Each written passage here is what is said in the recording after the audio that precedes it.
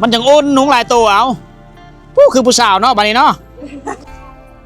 มีอย่างยักว้าวบ่เอามอบมาเลยก็โอนมาเลยจับเอาไว้ดีๆเด้อ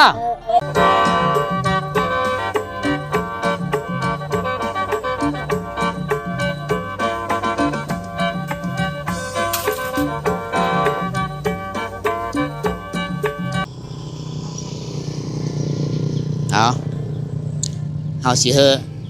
เครื่องนุ่งเฮาที่เฮาถือมานี่ก็จะมีชุดกีฬาเด้ตีนเราน้อยอันนี้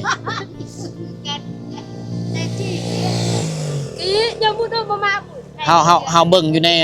วิดีโอคือว่าเยอะแต่ว่าเฮาซื้อมีเป็นเพอ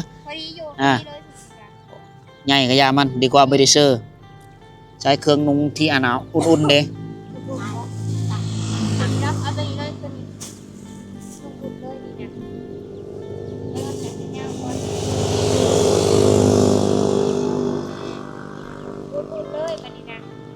บ่หนาวแล้วมีนมแน่เสียออกมาเฮ้อันกระแจดเนี่ยสิกระไส้อันอีตะปัดกระไส้ปัดอ้ามมันลงเตียงจ้ำไปอันไหนสิกระหม้ออันกระแจดมันโตอ่ะสิกระไส้อันไหนไก่เนี่ยมาอ๋อคอยถามว่าตอนแม่เราเสียชีวิตนี่ลูกไผ่เราเสียชีวิตนี่หลานน้อยเนี่ยอายุพอดี1 ปีนะมูกระหม้อชิกระหม้อนั่นมันไหนเบิ้ลเนอะมูกระหม้อจะได้อีกเบิ้ลปีเต็มปีปลายแล้วน้อยนึงมากเขาเจ้ากะคือทุกคนเห็นนั่นแหละสภาพนี่กินอยู่มันก็มีอุดมสมบูรณ์อุ่นเลยเนอะอุ่นเนาะอ้ำเบอร์อุ่นเนาะอ้ำเนาะพอมันหนาวเรายานอยู่น้ำยายไอเสือของอ้ายเรื่องของอ้ายดูอันแม่เจ้าอาเจ้าไม่มานะเจ้าป้าละเจ้าบ้าคำไหนป้าละลิมโดเจ้าอันไออันกูแจกกี่เก้เจ้ามีอันมันรำดอกไอ้ก้อนดอกไอ้ก้อนเครื่องเงินกีฬาเรานางน้อยนั่นสิตัวหนึ่งนุ่งเห็น2 คนเดี๋ยวเอาFC เนาะ2 คนนะครับแบ่งให้นางน้อยนั่นนำคนนี้เลยกินส้มเก่งๆนะกินส้มเก่งๆไงอย่าพาบอกแกจับเอาเลยมานุ่งอยู่เฮือนก็ได้เด้อนี่เกือบแม่เด้อนี่เกือบอ้ายคือคนเดินไปหากินดิเจ้าเมื่อยเนี้ยคือต้องสปีกเป็นภาษาฝรั่ง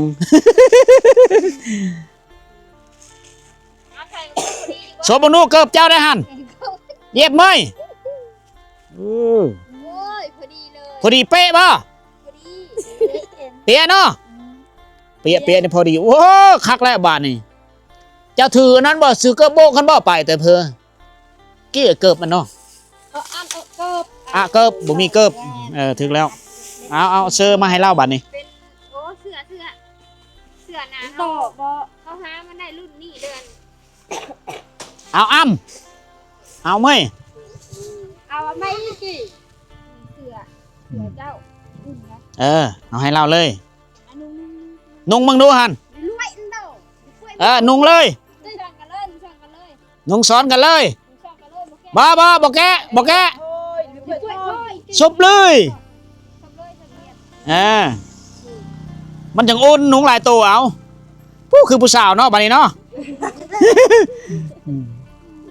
กันโจ้ดมืออันนี่ดมืออันกันเบิ้ลแม่เท่ากำเบิ้ล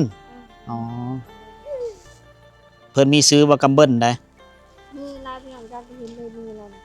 อ้ำบ่ ขออนุญาตได้ไหม หนาวบ่อุ่นเนาะ สปีกภาษา คงแรดเนื้อสปีกภาษาเวทเพิ่นก็มีฮู้จักคือเก่าต้องเป็นภาษาปะโกะอย่างเดียว สปีกคุณง่ายง่ายอย่าเจี๊ยบ ฮิตให้เราแน่มือเรามีถนัดไหน ทำเงินมาถือได้ก็จะ บ้านเรานี่ตั้งอยู่สายทางเลยนะเยี่ยมอ๋อทรงเพิ่นนี่ก็ยังแต่ทรงเนาะ แม่เฮาก็เลย เคิงเฮาคือเข้าใจเคิงเฮามันหลายรถเฮาเอารถจักรมาเอา อันนี้มะม่วงมีให้เลยคุณนั่นเลยคุณกำเมียงมือนะเด้ ตาจ้าเนาะ คือร้านกินเด้ ผู้เจ้าเนาะตำเมงมะกอกเนาะตำเมงมันต้นมันนั้นเจ้าต เท้ามือนะเจ้าว่ามือมะม่วงเขาก็ถือมาได้ซ้ำนี่กันถือได้ร้ายก็อยากถือร้ายคนนี้เฮ็ดเอาซ้ำนี่ก่อนเด้อมะม่วงส้ม ำจ้าเนาะอืม เด็กคนนี้บ่ได้กินส้มนะ กินส้มกินแมงแซวๆฝนกำลังสิตกทุกคนผู้ท้องฟ้ามืดครึมฝนก็มาไล่เฮาบาดนี้ มีนมมียังไงได้นี่ เอาให้แม่ตู้ไปเลย แม่ร้านแค่กินแค่ถือร้านกินเบิ่งสิสิแกงให้กินตามเลยเนาะ ยายกันเด็กยายกันกินอีก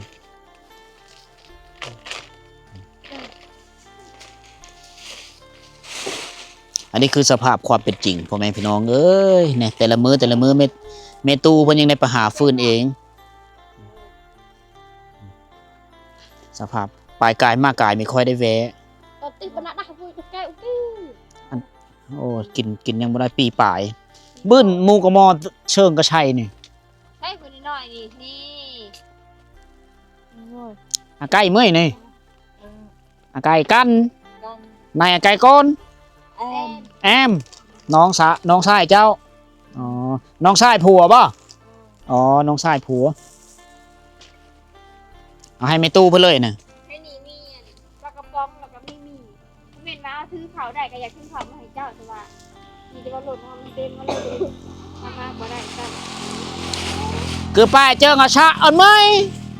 มารถคือเต็มนะรถเขาเต็มเอามาไม่ได้ เป็นนมเล็กกระซอย โอนะเจ้า คืออาเจ้าเอาไปซื้อลายเจ๊อย่างร้านเราติดหรือศิลปะ หลานติดแต่สิลำบาก แม่ เพราะสิได้หาเงินซื้อนมมี เป็นนวลนี่เขาใหญ่เลยเป็นนวลนี่ เฮามามื้อนี้ก็เป็นมื้อที่ฟ้าฝนต้อนรับเฮานะ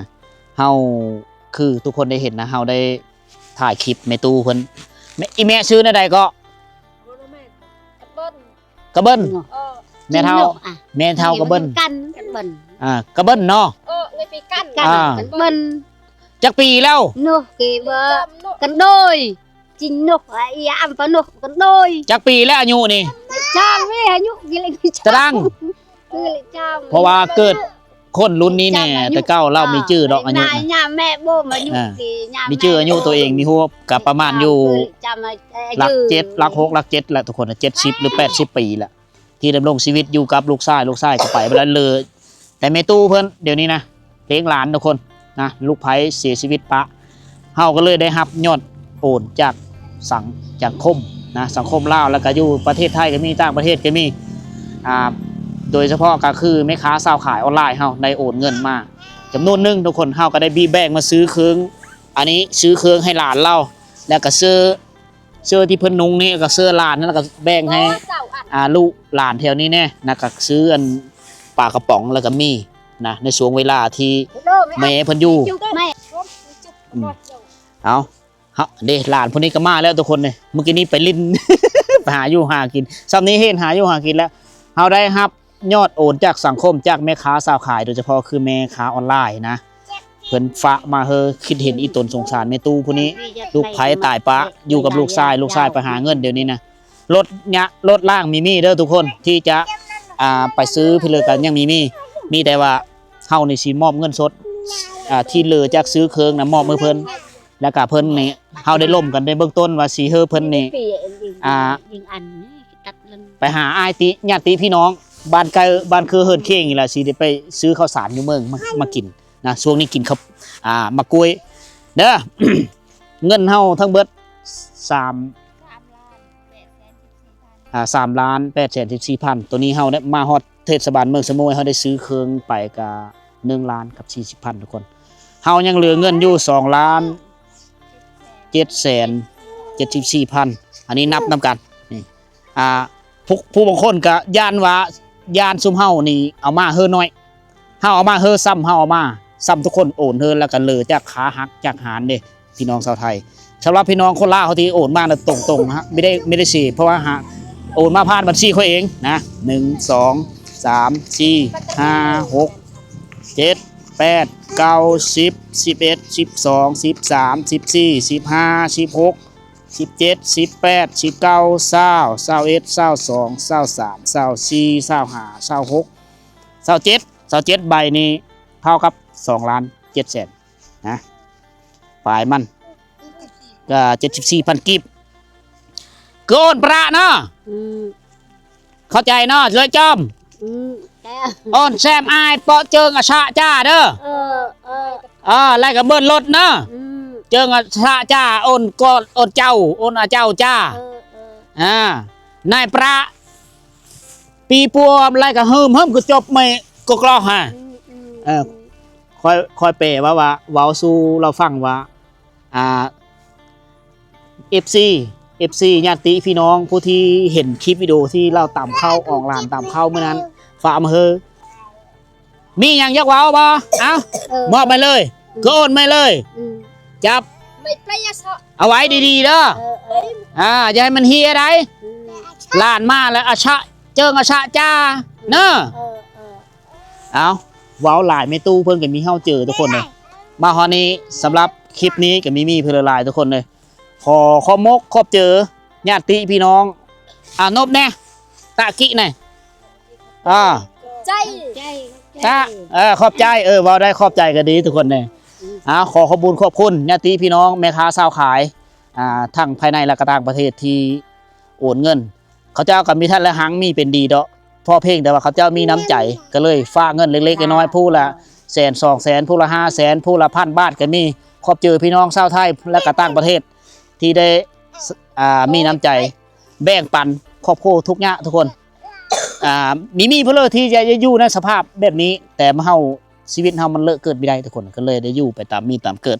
เฮาซอยซ้ำเฮาซอยได้รถเฮาก็มีคันเดียวมีรถจักรก็เลยเอาเครื่องของมามีหลายขอเฮอทุกคนอยู่ดีมีแห้งโศกมานล้ำรวยนะค้าขายเพื่อขายออนไลน์ขอเฮอเฮงๆปังๆตลอดเด้อทุกคนเด้อสำหรับคลิปนี้เฮากับมีเพื่อขอโจ้ท่านนี้ขอขอบคุณขอบเตือนหลายๆอาตีนิยศเด้อขออนุญาตเด้อไม่ยั้งเห็ดเนี่ยนะหางโดไปเรียนผาทึกบ่ยวดเจ้าล่ะยุคเจียนใจนี่เนอะมาคือบเก็ตมาเจียนตันยุคชูปลูรเก็ตคือบ้อมอันนี้เป็นมือนี่เป็นพิการมาตั้งแต่สมัยสงครามอันนี้ตั้งแต่ตอนนั้นเราว่าเรายังน้อยเบิ้ลมาไหนลีเตยเยอะละอังเยอะกันจอลโนไอ้อำเภอกองไอ้ปลาไหลมายวนลาวปลาไหลยวนลาวไอ้เนาะมาไงปลาไหลอันเมื่อนี่เด้เนี่ยตำรวจพลูรเตอเมื่อละอุ้ยพลูรขออนุญาตแปลให้เราเจอเด้อทุกคนเด้อสาเหตุที่นายมันแต่มึงเนาะสาเหตุที่มือนี้พิการกับตาพิการนี่เกิดมาแต่พูดแล้วแต่สมัยสงครามทุกคนเนี่ยน่าจะเกมปลดปล่อยประเทศชาติสูงหลังปี1975ขึ้นมาตอนนั้นแม่เพิ่นยังน้อยๆก็ประมาณ10 ปลายปีอาศัยอยู่กับพ่อกับแม่เลยก็ได้พบศึกสงครามพอดีมันถือลูกปืนทุกคนเลยถือลูกปืนเฮ็ดเฮอมือนี่ก็พิการกับตาได้รับผลกระทบจากสงครามเด้ออันนี้นะแม่นบอกแต่ยุคเนาะก็เลยได้มือนี่ก็เฮ็ดเวมีถนัดเท่าคู่มือนี้ก็ยังไงต่ำเนาะเบิดเลยเข่าต่ำเนาะแง่อาชะชะรอแง่เข้าในยังเหลือสอบกระสอบเพิ่นเอาไว้เฮ็ดข้าวปุเอาไว้ซักให้วันฮ้อนยามเดือน4 เดือน5นี่แหละตัวนั้นกินไม่ได้ละ เงินนี่ไปซื้ออาชะเนาะประนี่เนาะเจออาชะจ้าเนาะซื้อผ้าห่มพร้อมเห็นคันได้รถแล้วซื้อผ้าห่มมาเนาะเพราะว่ารถเฮากับมันเต็มรถเฮานะ ซื้อมาเพิ่นมีหลายเฮาถือได้ซ้ำนี้แหละทุกคนเลยทางมันก็ไกลนะ10 ปลายกว่าลักห่างจากเทศบาลเมืองสมุยมานี่12 กิโลพอดีฮอดบ้านในตู้เพิ่นเป็นบ้านที่มีไฟฟ้าใช้ถ้าว่าเพิ่นเลยจะซื้อหงสีเฮอก็เป็นไปไม่ได้ทุกคนนะมันต้องได้มีจักรรถไถปั่นนะมีไฟฟ้าแก้เอาไฟฟ้าลง ไฟฟ้าลงก็คือมีตะข่ายไฟฟ้าแห่งต่ำแถวนี้มันแล่นกายเอาไฟฟ้าแห่งต่ำลงก็เกือบหลัก100 ล้านมูลค่ามันมีได้น้อยเฮามีฮู้ทางด้านนี้อันที่สองมากก็คือบ้านเฮิรนเขาเจ้าอยู่กระแจกกระจายอยู่นี่2 หลังคาแล้วก็ประมาณ100-200 เมตรมี2 หลังคาประมาณนี้ก็เลยเฮ็ดเธอยุ่งยากในการพัฒนาพื้นฐานโครงล่างนะภาครัฐเพิ่นก็เยอะไปอยู่นํกัน แต่ว่าเขาเจ้าเคยอยู่แบบนี้แล้วเขาเจ้าก็อยู่ไปในนี้แหละอาศัยอาชีพที่ว่าทางไห้ตะชะได้ตะพี่ได้เนาะอาไกอันตะพี่ได้อันตะมันตะได้เอียว โอ้ยังได้เฮ็ดไห้เองอยู่นี่จะตะอันโตตะพี่ได้ลูกเตี้ยนโตอ๋อชื่อว่าละกะเป็นภาษาเอาแต่ว่าหอมหนาแต่ว่ามีกันเอาถ้าว่าผู้เลยยังคิดว่าสิได้อีตนสงสารคิดว่ายังมีน้ำเจืออยากซอยเหลือก็สามารถโอนผ่านบัญชีบ่สิหอมเฉพาะ FC ลาวเด้อภายในทางภายในนะถ้าคันว่าต่างประเทศนี่บ่สิหอมก็ยังมีบัญชีเป็นเงินตระกูลเงินบาทและเฮาสิมีหารโอนเงินเฮาสิได้โอนผ่านหารแล้วก็ได้เสียค่าธรรมเนียมเฮาสิมาอีกรอบ2ถ้าว่ามียอดเงินบริจาคเติมนะอีตนสงสารเพิ่นอยู่ทุกคนเลยข้าวกินก็มีถ้าว่าเฮามารอบหน้าเฮาสิซื้อข้าวเอานะเฮาสิได้ประสานหาได้หารถก็เบิ่งยอดเงินตัวจริงทุกคนสำหรับรอบนี้เอาซ้ำนี้ก่อนเฮาก็ถือซ้ำเฮาถือมาได้แล้วนะเฮาถือมาทุกสิ่งทุกอย่างที่เฮาถือได้และก็เงินทุกกีบเฮาก็ไม่ได้ซื้อถงนะแล้วเงินน้ำมันรถก็เป็นน้ำมันรถของค่อยเองเฮาก็ซอยเหลือกันได้ซ้ำนี้เฮาไม่ได้คิดเฮาก็ไม่ได้ฮักเอาเงินค่าน้ำมันรถเลยที่ FC ฝากมาเฮาเฮาจกเงินเฮาจกถงเฮาเองนะแล้วก็อันกินอันอยู่แต่ละมื้อเฮากุ้มตัวเองขอเพียงแต่ว่าเครื่องมาฮอดแม่ตู้เฮาก็ดีเจอละพ่อแม่พี่น้องอายฝนปุยมาเลย มันคือฝนตกตลอดปีเลยเอาเฮาก็สิได้เดินทางกลับได้บาดนี่ขอมกขอบเจอญาติพี่น้องเด้อคนนี้อันนี้คือเขาเอิ้นว่าบ้านปั่นไตเซ่นะสำหรับภารกิจเฮามื้อนี้ก็ถือว่าสำเร็จทุกคนเดินทางจากบ้านอนุสัญญาเมืองพีนแขวงสวรรณเขตมุ่งหน้าผ่าน 4-5 ตัวเมืองพีนเมืองเซโปนเมืองนองเมืองตะโอยแล้วก็เมืองสมุยเป็นเมืองที่5มาฮอดนี้ก็ระยะทางก็ประมาณ212 ลักมาฮอดเฮินเมตูนี้วัดแทกจากกองเตอร์รถทุกคนเลยได้นอนคืน อยู่ที่เมืองสมุยนะตั้งเจอว่าสิมาฮอดเลยแต่ก็มีฮอดเส้นทางมันยะเฮายะเคิงเด้ขี่ซ้อนกันกับสาวโซฟาเด้นะบ้านนี้เขาเอิ้นว่าบ้านปั่นไตเซ่นี้ในเมื่อก่อนบ้านเฮิรนเขาเจ้าอยู่หลุมพุ่นน่ะอยู่แคมเซ่อยู่แคมห้วยพุ่นละน่ะตกมาระยะนึงก็เลยมีเส้นทางตัวนี้ที่เสริมต่อกับเวียดนามไปเสริมบ้านต่างกวนญาติพี่น้องก็เลยทยอยกันมาตั้งบ้านเฮิรนอยู่ตามแคมทางทุกคนอาศัยความสะดวกสบายในการไปมาสู่ในเวลาเจ็บเป็นอุ่นนะเส้นทางตัวนี้ก็ฮอดพุ่นแหละสายไฟฟ้านี่ก็แล่นกายไปพุ่นแหละเพราะว่าอยู่นี่ยังเป็นบ้านน้อยยังมีแผนที่ว่าเอาไฟฟ้าลงอันนี้คือสภาพความเป็นจริงของเฮิรนเมตูพุ่นละเพิ่นอยู่พอดีอยู่กับหลาน2 คนดูอี2 คนแม่นไปทำงานไปหาเงินทุกคนสำหรับวิดีโอนี้ก็มีเพื่อลายครบมุกครบเจอ FC ทาง Facebook แฟนเพจนะที่โอนเงินมาซอยเหลือเมตูเพื่อนเฮาก็ได้ซื้อเครื่องซื้อของมาขอเฮ้ทุกคนโชคดีซื้อได้ขายมานเฮงๆรวยๆขอเฮ้รวยกว่าเก่าอีกเด้อทุกคนเด้อ